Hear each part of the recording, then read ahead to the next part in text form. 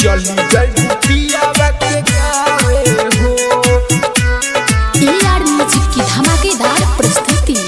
सोची के रोवाई बड़ा म्यूजिक बाय विनय शर्मा। चली गई पियावा के गावे हो। सोची के रोवाई बड़ावे हो। सोची के रोवाई बड़ावे हो। चली गई पियावा के गावे हो।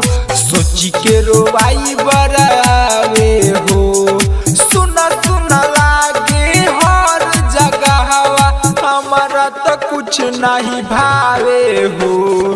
चली जैबू पियावा के गावे हो। सोची के रोवाई बड़ावे हो। Mix by Shatrughan Sargam. Sargam recording studio Rasidpur Garhsa. चली जैबू पियावा के गावे हो। सोची के रोवाई बड़ावे हो। दिन रात देखो तानी तोहर सपनावा, कैसे बताई रानी लागे नहीं मनावा। दिन रात देखो तानी तोहर सपनावा, कैसे बताई रानी लागे नहीं मनावा। शादी तोहर बहुत सतावे हो। शादी तोहर बहुत सतावे हो। सोची के रोवाई बड़ियावे हो।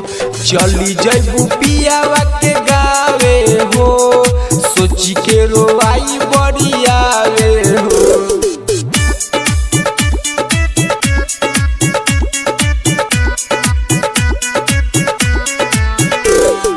चली जैबू पियावा के गावे हो।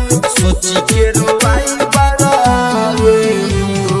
कैलू प्यार काहे जब निभावे के न रहे, रात भर सुती नहीं लोर खाली बहे। कैलू प्यार काहे जब निभावे के न रहे, रात भर सुती नहीं लोर खाली बहे। भैलू नहीं सरगम के नावे हो। भैलू नहीं गुडू के नावे हो। सोची के रोवाई बड़ियावे हो।